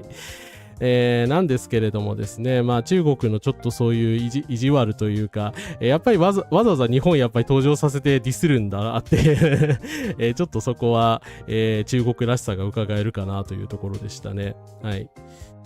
セリフに急に下ネタが挟まりました。それはちょっと翻訳ミスだと思います。すみません。はい。おそらく機械翻訳で翻訳されているので、うん。この鳥はだからですね、おそらく何なんでしょうね、ペリカンなのかな、よくわかんない鳥なんですけども、おそらく日本を鳥化しているものだと思われますね。でもそれだったら鶴とかにすればいいのにね、なんかわかりづらい表現になっているのが謎なんですけどね。はい。日本政府がアメリカに文句言うわけない。まあ確かにそこは中国の人たちあまり分かってないのかもしれない。白頭鷲にこんな不平を言うわけがないですよね、高市さんが。ハシビコロウか。ハシビコロウとかいろんな鳥のイメージが混じってんのかな。まあ生成 AI だから適当に出力したのかもしれないですね。はい。ちなみに一応まあ完全に生成 AI が使ってるっていうか、右上に書いてあるんだけど、生成 AI で補助して生成しているっていうことで、まあ CG の基礎部分はですね、自分で作ってるみたいです。はい。ハシビコロっぽいですね。はい。カラスマは出演してません。はい。私ちょっとセリフが見えにくかったので、ちょっと左に寄っていましたが、はい。私は出演しておりません。まあ、ただこれね、いろんなところにもう CCTV のですか、テレビ放映のやつだったと思うんですけど、まあ、Twitter もそうだけど、いろんなところに転載されまくって、英語字幕がついたバージョンがですね、YouTube で55万回再生されちゃってるんですよね。もう取り返しつかないよね、これ。はい。なのでですね、まあ、イランをですね、まあ、なんだろうね、直接的に支援はしないけれども、なんかこういうところで援護射撃してるのが、まあ、中国の立場らしいなといえばらしい内容でした。はい。そうですね、55万回再生されてるのさすがにビビりましたね。まあやっぱアメリカ人の人にも結構これ分かりやすい、表現分かりやすいし、その集約に、アメリカを集約に書いてるわけではないから、刺さっちゃうんでしょうね、一部の人にはね。はい。まあ、武教者って分かりやすいですしね。はい。ということでですね。はい。琉金谷の物語でした。はい。ということで、次は、アメリカ人の人が作成した、作品をちょっと見てみたいと思います。まあ、こちらはですね、露骨に、風刺的というかですね、まあ、アメリカ政府を批判するような内容になってます。ということで、ストレート・オブ・ホルムズです。Give it to me straight, cause I'm not amused. What's the story with that Strait of Hormuz? Is it blocked? Boats stopped? Can the ships go through? When you bomb Iran, who knows what they'll do? But sir, no sir, we had all told you, showed you graphs and charts, telescripted to poke a sleeping bear. To get his honey will cost the whole world lots of money. I know boats and I know the sea. Why is everybody staring at me? It had to be done, and I was the man. Remind me, folks, was it Iraq or Iran? The Strait of Hormuz, I got nothing to lose. My guy with the booze will surely diffuse. The Strait of Hormuz, I wish there were clues after lighting the fuse. I just couldn't refuse. Stop the histrionics, tell me my fate. Can I sail the boats through another gate? Can I detonate mines with disposable men? Cause I wanna make this strait great again. But sir, no sir, there's just no other way. All the ships bringing goods can't go today. When you play with fire, you're gonna get burnt, and the world economy is gonna get turned. The Strait of Hormuz, I got nothing to lose. My guy with the booze will surely diffuse. The Strait of Hormuz, I wish there were clues after lighting the fuse. I just couldn't refuse. I know the fog of war, how to twist the news. Blame the generals later when the tankers refuse. So tell Iran I got nothing to lose except the whole damn world in the Strait of Hormuz.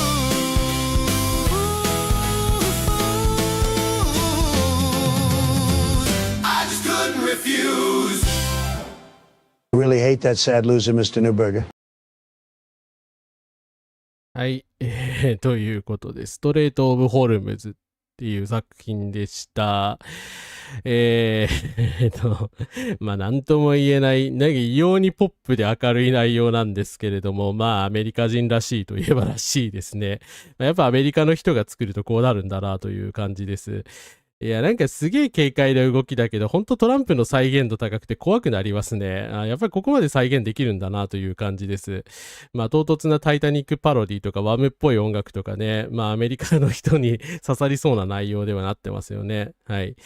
ということでですね。で、まあ、最後のニューバーガーさんっていうこのですね、作者なんですけれども、本物のですね、プロの、映像作家らしくてですね、AI を使って、まあ、このような作品を山のように作っておらっしゃるそうです。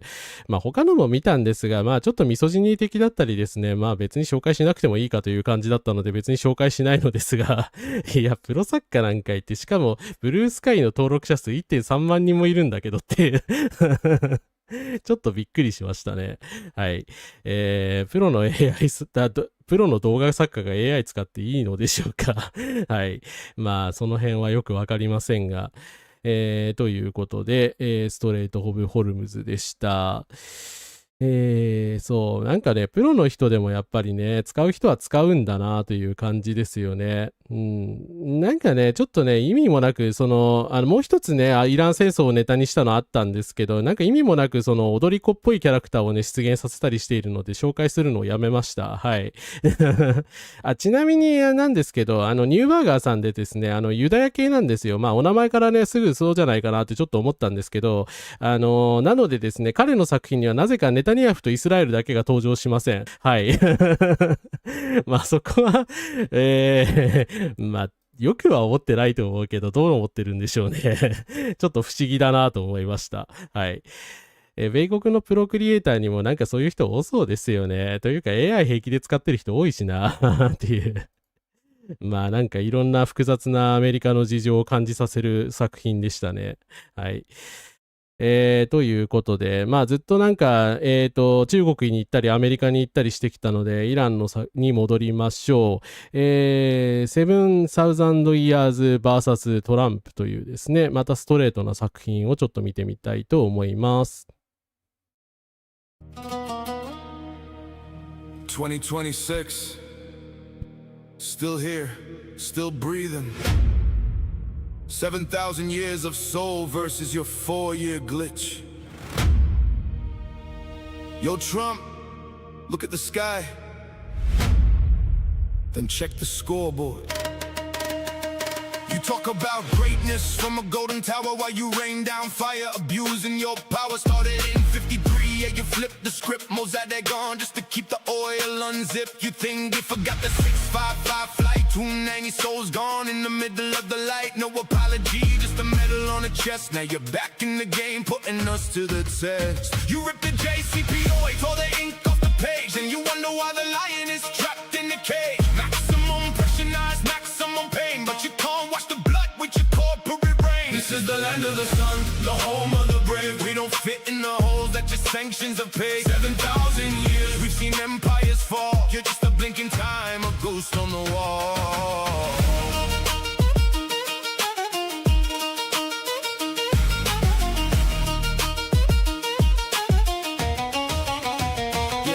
January 3rd, Baghdad in the smoke. A drone in the dark, thought our spirit was broke. You targeted a ghost, but you made him a flame. Now every street in Tehran is screaming the name. You call us hero while you fund the drone that levels the city and chills to the bone. 2026 in your boots on our soil. Is it for freedom or just for the oil? You block the medicine, you block the breath, trading our lives for a dance with death.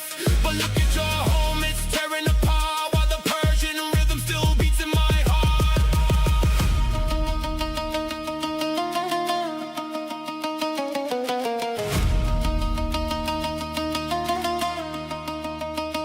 You have the watches, but we have the time.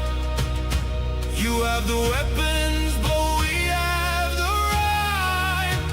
From Cyrus the Great to the youth in the street, we don't know surrender. We don't know defeat.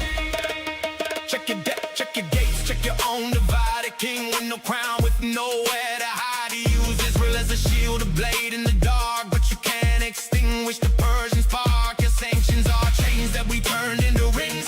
We are the descendants of poets and kings. Go back to your desert, go back to your sea. The plateau of Iran will always be free. This the deal, this the peace, this the truth if you must. But empires like yours, they always turn to dust.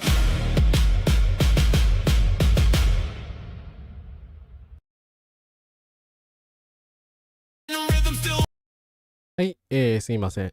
セブンイヤーズ VS トランプという作品でした。まあ、完全に味を占めてなんかね、ペルシアンラップばっかりなんですよね。本当に。いや、だからイラン系のなんかイランのおそらく政府側から出てきた作品って本当こういうのばっかりに今なってますね。はい。本当にラップ多いと思います。で、まあ、これの特徴としては、今までの過去のアメリカとの因縁を結構ネタにしているところですかね。1953年に、まあ、イランクーデターが起きたんですけれども、まあ、その時は CIA が暗躍したと言われてまして、まあ、モサデクさんというですね、割と民主的な首長が倒されて、まあ、独裁政権になってしまったわけなんですけど、まあ、その後さらに再革命でイラン革命が79年に起きました。はい。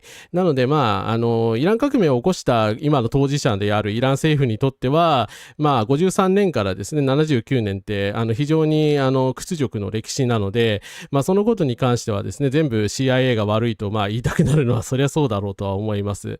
いや、ほんと CIA ろくでもないんですよね、マジで。はい。あと、イランのね、飛行機がどうとかっていう話も出てましたが、これはイラン航空655便というですね、悲劇的な事故の話です。1988年7月3日にホルムズ海峡で、飛んでいたイラン航空655便が、アメリカのミサイルで撃ち落とされ290人が亡くなったという、事件がありました。まあ、これに関してはアメリカが戦闘機だと誤認して誤射したものだというふうに確定されております。なので、まあ、イランの人たちにとってはですね、まあ、蒸し返しているというか、まあ、これで結構ですね、思い出してしまったっていうような感じですかね。はい。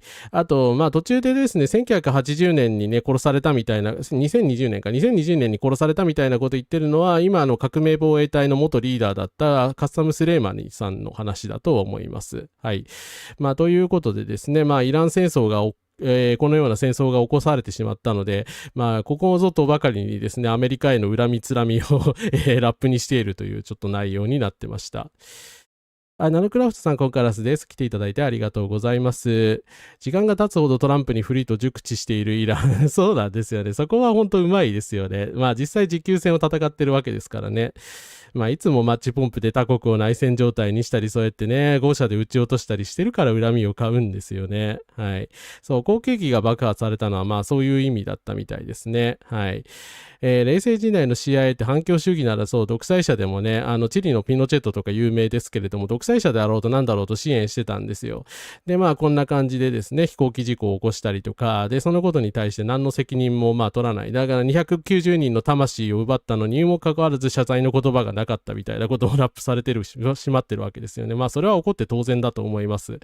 まあただあくまでも今回の話ではなく、1988年の話だということですね。はい。ということでですね。なので皆さんちょっとラップにだいぶ飽き飽きしてきたと思うので、もうちょっとで終わりますが、ですね。今回次はですね、イラン系以外の人たちで珍しくロック調のものがあったのでちょっと取り上げたいと思います。パピンさん、コンカラスです。だいぶ前の映像のコメントで申し訳ないのですが、パンダがいなくなった上野動物園がなぜか代わりにハシビコロをプッシュし始めたので、それをネタにしてる。なるほど。ありがとうございます。今謎解けましたね。これか。ね、琉金谷音球録の、なんで日本がハシビコロなんだっていうのがですね、先ほどコメント欄で議論になってたんですけれども、パンダがいなくなった後にハシビコロが上野動物園でプッシュされてるからハシビコロなんだ。なるほど。ありがとうございます。まあ、これ、露骨に悪意ある表現だったことが分かりましたね。なるほどですね。コメントありがとうございます。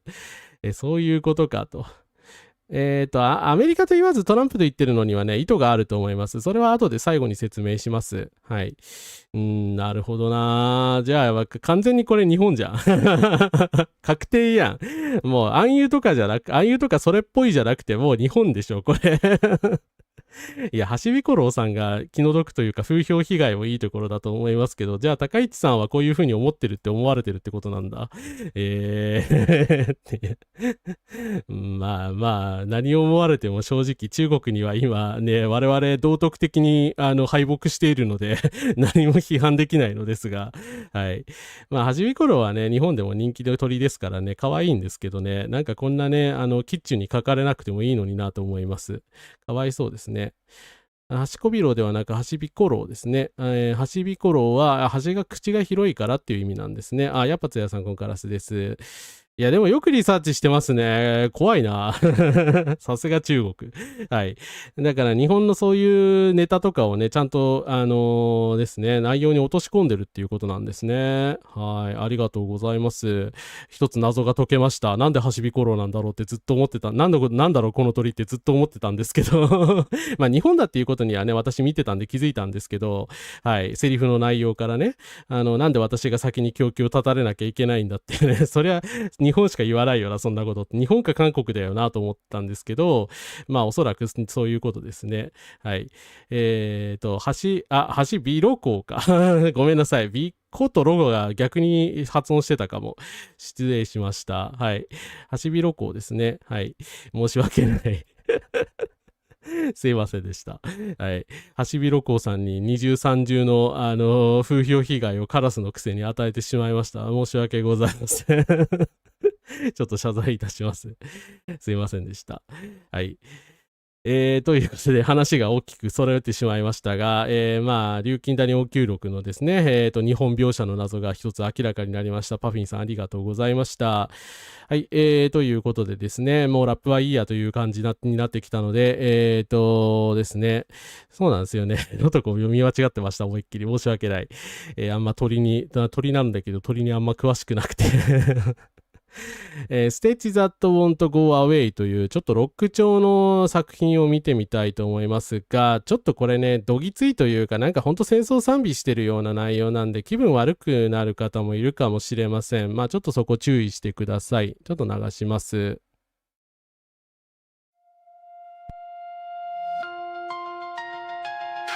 Promises made, then forgotten. Hey Donald, your words are like a dead rat. The more the stench lingers, the more obvious what's actually hidden. Oops, yeah.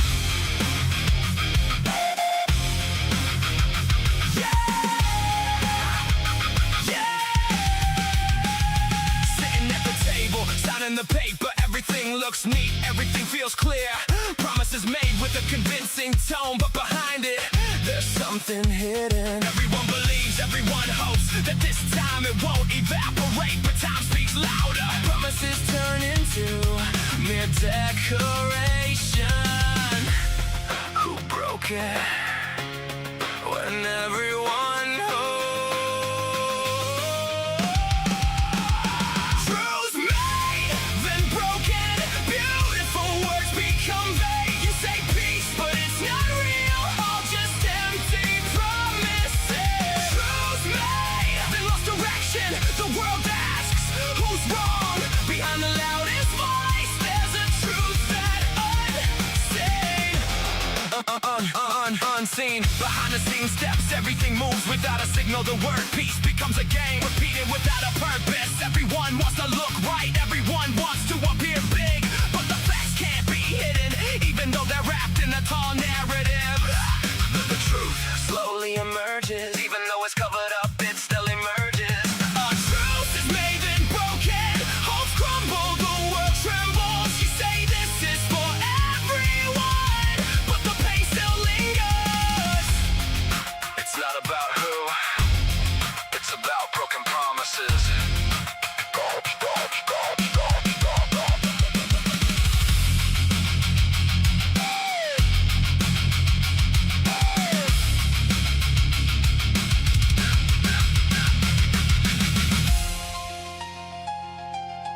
If peace is just a word, then the pain will never subside. はい。ちょっということです。Stench That Won't Go Away という、まあだいぶですね、イラン製のものとは毛色の違う感じの曲でした。まあこれに関しては、まあイランと、まあパキスタンを介したイランとアメリカの仲介がまあうまくいってないことにして、まあ平和はただの約束でしかなってないと、まあこの革命防衛隊の人のね、妙にリアルなのがちょっとじわじわ来るんですけど、はい。まあこういう交渉はね、偽物だということで批判するような内容になっています。はい。いやでも交渉しなきゃダメでしょって思うんですけどね。はい。ということでですね、はい。すいません。架空の鳥を産んでしまいました。ハシコビロウはありません。ハシビロコウですね。はい。なんですけど、まあ、気づいてる方もいると思うんですけど、これはイランの人がおそらく作った作品ではありません。ロック ID チャンネルというですね、インドネシアの、チャンネルが作ったものです。この方は、まあ、いろいろインスタグラムとか TikTok もやってるそうなんですけども、こんな感じでですね、イランの、まあ、プロパガンダ映像を真似たものとか、まあ、自分で作ったこういう、感じの AI 動画とかを、作成しているチャンネルになってます。なるほどなという感じなんですけど、まあインドネシアはね、イスラム教国でずっとまあパレスチナやイランに対してね、親近感があるということで、世論が生まれているということは聞いていたんで、まあこういう作品も作られるんだろうなと思ったんですけれども、まあなんかかえってインドネシア人の人の方が好戦的な内容を作ってるのどうなんだろうとは思いますよね。はい。そう、この人だけ全然レゴっぽくないのはね、おそらくその使ってる AI とか全然違うんですよ。インドネシアの方だから、まあイランのね、同じものは、同じその、なんていうか、プリセットとかは使ってないと思われるので、はい。ロック好きの高市がこの動画のエッセンスを起こし込んだ動画を作ったらコロッと騙される人いそうで怖い。だからね、恐ろしいですよね。はい。だけど、レゴがね、本当こういうのを許可して推奨したりしてるわけでは決してないので、それは本当皆さん誤解しないでください。まあ多分訴えたら普通にレゴ社勝てると思うので、というか、インドネシアでこんなの作っちゃったら、普通に訴えられて負けるのではないだろうか。ちょっとそういう危険を感じる作品でもあります。そうですね、ロックっていうかミクスチャー調でしたね。はい。ということでですね。はい。まあ皆さんだいぶ結構ね、プロパガンダを次から次へと流され、ちょっとちょっと量多すぎたかなと反省しているんですが、ちょっとうんざりしたかもしれません。はい。ということでですね、ゴールデンウィーク配信だったんですが、次が最後の動画になると思います。We Share the Same Pain という作品です。これに関してはね、まあ見ていただければわかるんですけど、イランがね、先ほどからアメリカって言わずに、必ずドナルド・トランプを主語に、まあ批判の主語に置いてるっていうところに注目して、そこを考えて、意味を考えてですね、見ていただければと思います。はい、ということで流します。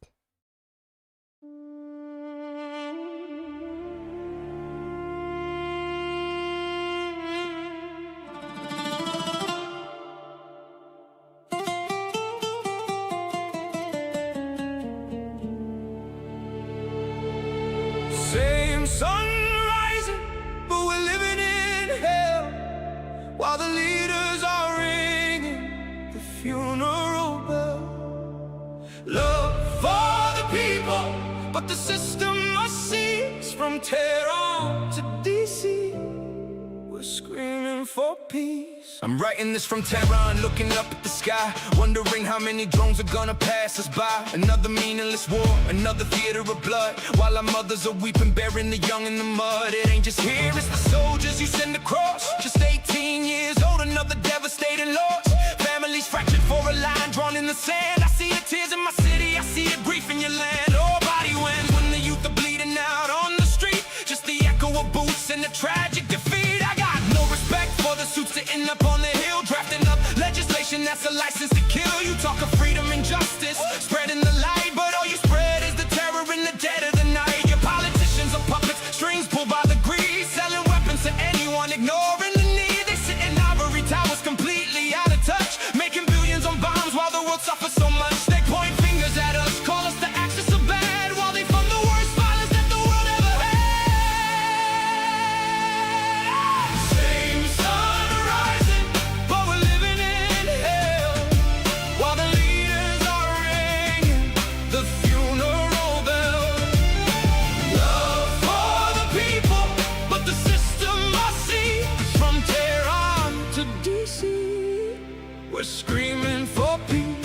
let's talk about Trump, the man painted in gold, tearing up the agreements, acting reckless and bold. Sanctions choking my people, couldn't get medicine in. Assassinated our general and you cheer for the win. You preach about morals, put the word on his back, but check the flight logs on Epstein. Look at your tracks, hanging out with the monsters, turning a blind eye while you tweet from your mansion and let innocents die. Your policies crushed us, tried to starve us to death, but our end is still breathing. We still got our breath. It's not you, America. It's the ones who lead you. Listen to my heart. I don't hate the Americans who are living in fear, to the working class people trying to make ends meet, to the students protesting, marching out on the street. We are one and the same, just trying to survive, just trying to keep our cultures and our families alive. I see you standing for justice, fighting the system of hate. It's your corrupt politicians that are sealing our fate. I send love to the citizens from coast to coast. You're victims of the same machine that hurts us the most. So I wrote this track to try to bridge the divide, to lay down the weapons, to swallow the pride. We don't need another missile, no more tactical strikes. We need conversations on what the future looks like. My purpose is peace, let the hostility cease. Let the eagles and lions finally sit at the feast. From the Persian Gulf straight to the American shore. Let our generation be the one that finishes war. Put the guns in the dirt, let the healing begin. Because if we keep shooting, then nobody will win.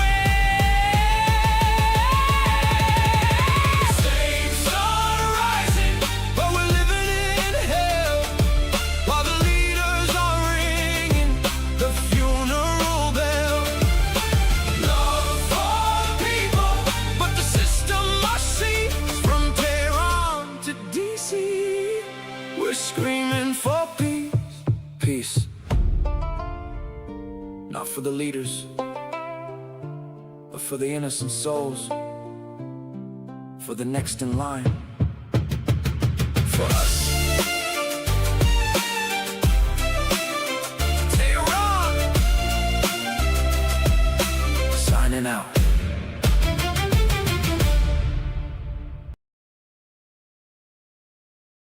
はい、ということで We Share Same Pain でした。まあこれが4日前に投稿されて50万回ぐらい再生されてるんですけど、まあこういうのがですね今連発されてます。反戦平和を歌い始めたんですよ。ついにまあイランにとってはまあだから今の膠着状態がおそらく有利なので、まあアメリカの人たちを説得してですね、まあ自分の側につかせようというやっぱり目的に変えてるんだと思いますね。はい。秋山さんおやすみなさいませ。すいません、お疲れ様でした。こんなん作るためにグラボドを通してデータセンターによるえげつない環境破壊が起きているのかという、そうですね。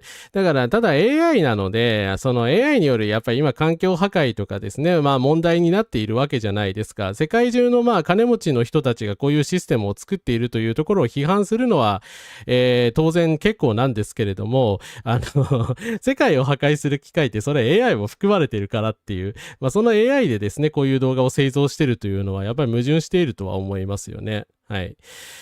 アクシズ・オブ・バットはそうトランプっていうね、歌詞の内容は正しいんですけどね。はい。ただ環境破壊は AI というよりも資本主義そのもののそうですね、加速によるものかっていうところではありますけれどね。はい。だからまあ我々みんなね、この資本主義のね、機械に絡め取られて苦しんでいるというメッセージは非常に正しいと思うんですけど、なんか間違ってるよなってまあ結局そのナショナリズム的なね、イランとのアメリカとの友好っていう風にね、まとめちゃってるのはやっぱりちょっと乱暴な感じはしますよね。はい。レゴの昔のセットって緑のブロックが少なくて、子供に聖書を作ってほしくない。そうなんだ。いや、やっぱりレゴ訴えた方がいいんじゃないかな。それはそれとして訴えた方がいいよね。はい、って思いました。なんかこの人たちは灰色で戦車作っちゃってますけど。はい。ちなみに、インドネシアなんですけれども、まあ、オランダとの独立戦争とか、マレーシアとの対立とかも、まあ、いろいろあったんですけど、今、西パプアとの領土問題と、あと東ティモールへの弾圧ですね、があったので、決して平和主義の国というわけではないと思います。東ティモールに関しては非常に大規模な虐殺ですとかですね、弾圧を行って、99年に独立派が勝利するまでですね、東ティモールの人たち大変な目に遭ってきてたんで、それはちなみに日本も加担しております。はい。インドネシア出身の有名人いましたよね。はい。なので、インドネシアももちろんね、パレスチナ支援とかはしてくれてる国ですけど、決してクリーンというわけではないですね。そうですね。プロパガンダはね、感情をこう揺さぶってこようとするので、これはちょっとね、やっぱりね、我々左派としてはね、ちょっと説得されるじゃないですか。だってね、こういうね、私だって普段言ってることとほぼ変わんないから、こうやってデモまでね、再現してくれてるわけですよ。で、ストップザウォーってつけてね、みんなでデモを活動しようみたいなね、イランとアメリカは友好だみたいなことを言ってるんですけど、いや、そもそも戦争しとるのあんたらの国やないかいという、感じなんですけれどね。はい。ただね、当然イランの中にもいるであろう反戦派の人たちには罪はないと思います。はい。カンタティモール、ぜひ見てほしいです。東ティモールの映画です。はい。全国各地で実施上映盛んにやってますので、非常におすすめです。はい。ということで、何も搾取もね、略奪もしてない国なんてないのかもしれませんけども、だからといってですね、トランプやね、イランの体制を肯定するかというと、また別の話ですので、とにかく戦争はやめるべきだと思います。はい。そう、メッセージそのものはね、正しいんですよ。メッセージそのものは本当に正しいんですけど、なんか困ったものですよね。でも、なんだろう、イランの革命防衛隊の人たちはこういう作品見てると思うんですけどね、どう思ってるんでしょうね。はい。やり方がやっぱり全体主義的だとね、やっぱり警戒感はありますよね。はい。だから革命防衛隊についてはね、こういうことを言いながらやっているので、今アメリカと戦っているのであれば、やっぱり言ってることとやってることが違うっていう話にもなりますし、今までのねこういうプロパガンダ映像を見てきた限りだと結構好戦的な内容も多かったわけですよね。ただこの1週間から2週間ぐらいでですね、一気にこういう反戦平和的な内容がアメリカの人たちに受けるもんだから、これ50万回再生されてるんですよ。だからですね、一気に量産してきているみたいです。はい。いや、反戦平和なのは私も同じなんですけどね。はい。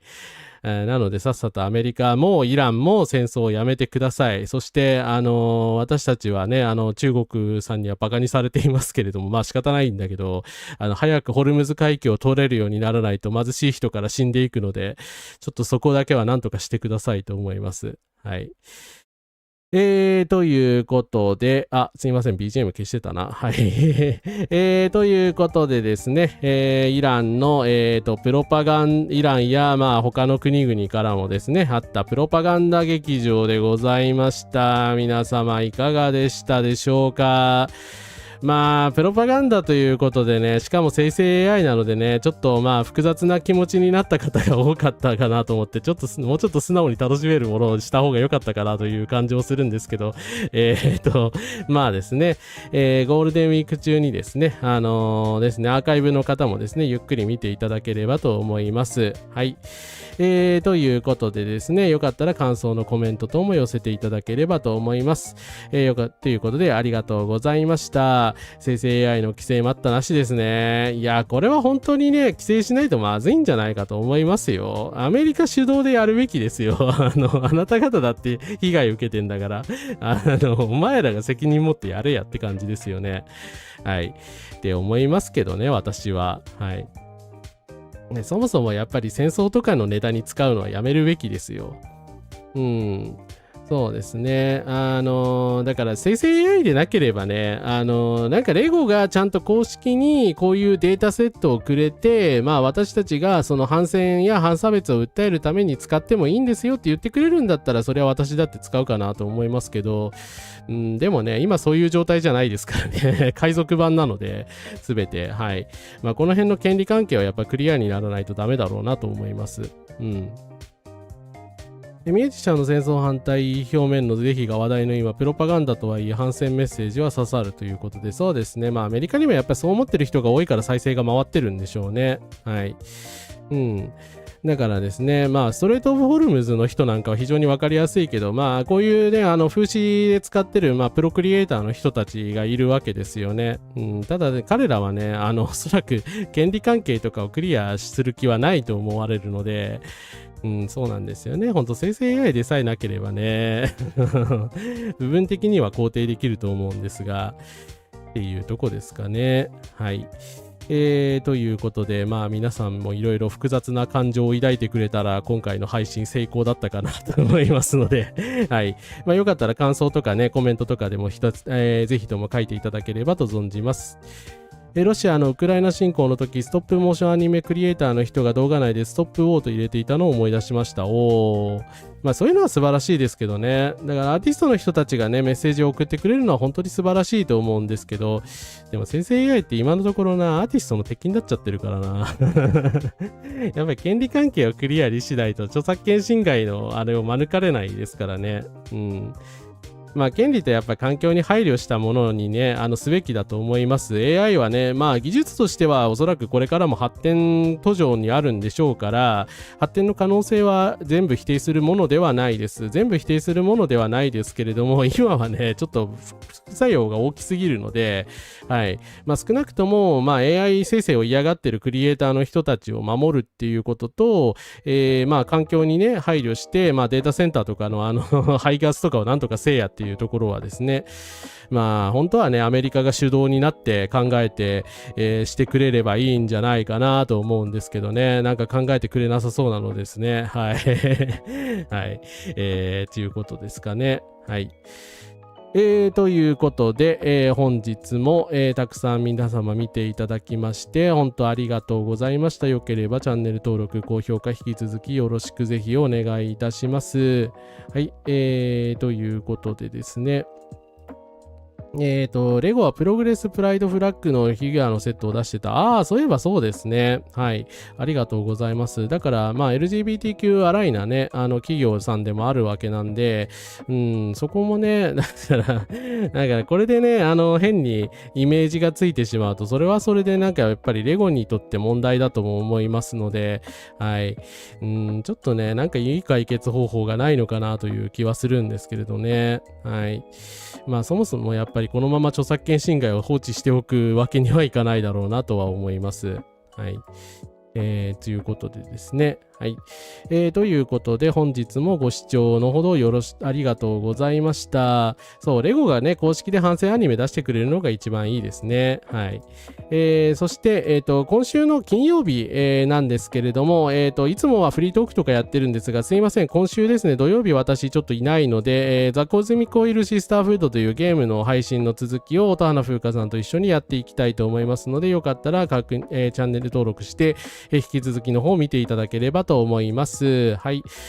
あとですね、後々の他の予定はですね、また、告知しますので、皆様よければ、引き続きお付き合いいただければと思います。はい。ということでですね、まあゴールデンウィークも終わりになってしまいますけれども、皆様ご視聴いただきましてありがとうございました。お疲れ様でした。ゆっくりお休みになってください。お疲れ様でした。お疲れ様でした。おやすみなさいませ。